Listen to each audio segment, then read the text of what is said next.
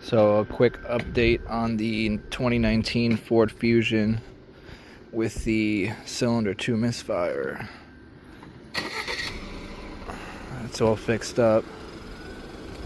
All it was the spark plug. Must have been a defective spark plug.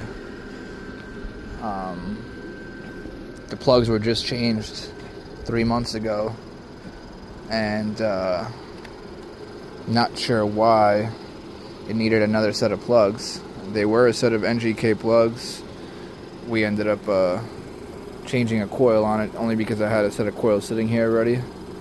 I was almost certain it was a bad injector, and I replaced one of the injectors on it. I'm not upset about it. Car runs way better now than it did before.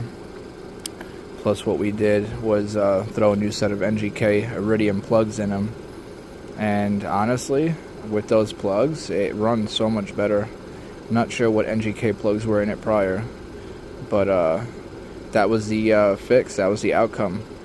Random cylinder 2 misfire. It was a defective NGK spark plug, only 3 months old. It's crazy. Anyways, guys, I just wanted to update you guys.